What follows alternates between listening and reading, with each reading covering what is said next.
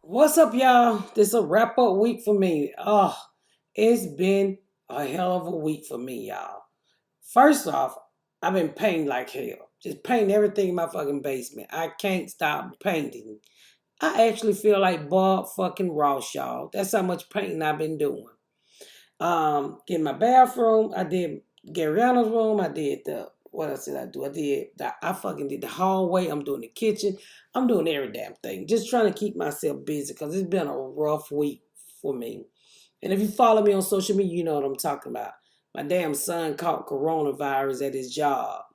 And that was some scary shit. Let me just say before I start ranting on about the coronavirus, he's doing really fucking well. He's quarantined. He's in the house.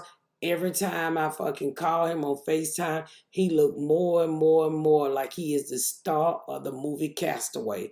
Fucking beard getting longer. I don't even know if he's losing weight. I asked him, I said, boy, you losing weight? He's like, mama, only thing I probably lost is a damn nipple. So I guess the coronavirus ain't making him lose no damn weight. But he's doing fine. Rewind early in the week, y'all. He was at work where he worked close to the house. I get a phone call to come up there, me and his fiance to pick him up. We get there and they say, well, we can't get him down to the car. Can y'all come help? And I'm like, what the fuck you mean come help? Well, he walked in this bitch. Why the hell he got to get drugged up out of this bitch? So make a long story short, we get up there, he in a wheelchair, can't move, laid out, fucking, look like he about dead. And so I tell his fucking manager or supervisor, whoever the hell she is, I'm like, what the fuck you giving me, what the fuck you call me for? I said, he look like he dead. His eyes, five bloodshot red. He leaned all over in the cello like somebody done beat the shit out of him and knocked him out. And then she's like, I said, do he have a fever? She's like, no.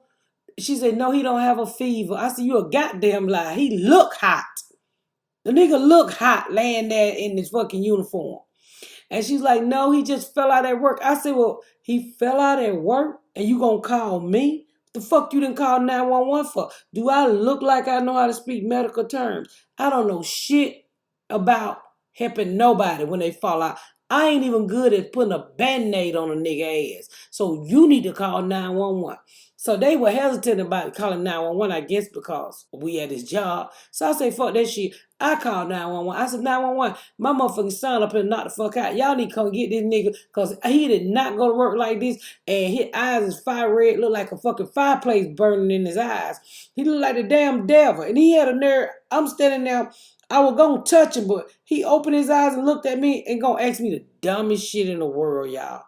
To my mom, why you didn't comb your hair before you came to my job? I said, nigga, fuck your job. Why your eyes on fire? So his girlfriend and his fiance sitting there laughing. I'm dead ass for real. We called 911. I said, y'all need to send somebody up here with motherfucking plastic suits on to get his ass. He laid out in his chair. He hotter than a motherfucker. You know what I did. The man's like, he ain't hot shit. I want to touch, that's my son. And I love the shit out of him. But I was not touching him with my bare hand. I went and got one of my Clorox wipes and wrapped my hand up in it and stuck it on top of his head. That Clorox wipe heated up. I said, oh, hell no, this nigga right here got some fever. I said, boy, you look like you got the corona and the rona. So we called 911, the fucking fire department pulled up, and then paramedics pulled up, and them niggas jumped out them motherfucking truck with them space masks on and plastic suit. I said, oh, hell no, what the hell going on here? So I told him, I said, at his job, they got a couple cases of coronavirus. He said, man, we know. They didn't say shit. Don't have a nerve to ask me. The paramedic man had a nerve to ask me, y'all, ma'am, do you want his jacket? I said, fuck no, I don't want his jacket. I don't even want him right now.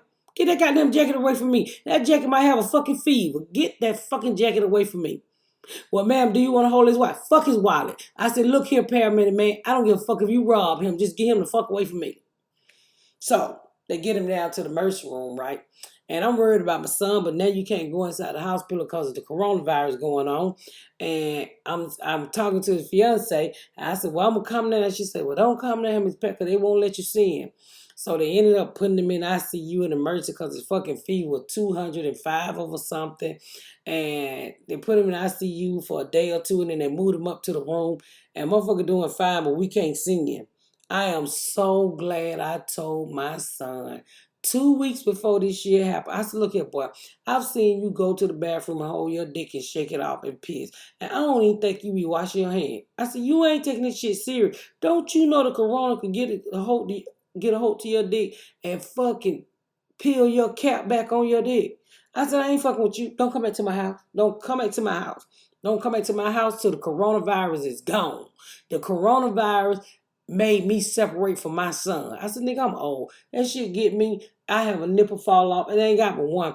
Ears fall off. I can't handle no goddamn coronavirus. I can't even handle getting my motherfucking my toe stumped. So you know I can't handle no motherfucking virus. So we get to the hospital. They get him out of ICU, and he's in his room. And then the funny part was, it's scary when it first happened. When my son is one of the luckiest ones, one of the luckiest ones to be able to get through this shit, and and not go on a ventilator or nothing. So he said, now he's like, well, I don't really know if I got it. I said, boy, you got that shit. The doctor told you had that shit. Well, when it was time for his results on day 3, he said the nurse cracked the door and said, hey, you test positive for corona, and slammed the fucking door back. I said, she didn't even come tell you face to face you fucked up. He said, mama, she had peeked in the door and tried to lock the door on the other side too. So he do have corona, but we've been laughing through this shit. He told me yesterday, he said, I said, son, what's the worst part about this shit? He said, mama, the worst part about this shit is I can't stop shitting Dippin' Dots. He said his bowel movement is like Dippin' Dots. I said, boy, you don't turn your booty hole into a rat ass. I said, boy, you fucked up. But one thing about the coronavirus, y'all, it makes the person who has well, I don't know if it's everybody have it like this, but I know another person who had it and told my son this was gonna happen, and it did. My fucking son appetite picked up 10 times. I said, son, you got the wrong disease. You should never get a disease that make you hungry. You already eat a lot. Now you got these little fucking viruses in your stomach that's fighting for more food. Who, Lord have mercy. I'm glad I ain't got to feed his ass. Now, I have been going over there taking him soup and ripping it around. I don't fuck with him, though. I tell his fiance, I said, look here, bitch, don't you open that door. Because they all quarantined together. Him, my twin grandson, and his fiance. I said, let me tell you something. Don't you open that fucking door until I'm back on the highway. That's how long you let this shit I brought you sit in front of your door. Because you ain't about to give me no virus. You ain't about to open that shit and that little shit be floating around and go up my motherfucking nose, and 2 days later my nose running. I don't need none of that in my life. So, but he's doing good. I mean, I'm thankful. I'm so grateful that my son is doing good. But we've been laughing about this. And I guess because I got that kind of family where we laugh about every damn thing. And so it's funny to see my son is in his bedroom quarantine. His wife and the kids is in the front because they don't have it yet. But since they was already around, they decided to stay around. So the boys be hollering back in the back, Daddy, you got that coronavirus. And they only 2 years old, 2 or 3 years old. I don't fucking know how old they are. And that's how they be hollering to their dad all day. Daddy got that coronavirus. I told him, I said, next time you take this shit serious, won't you? And fucking wash your hand and put on a mask and stop thinking you running shit.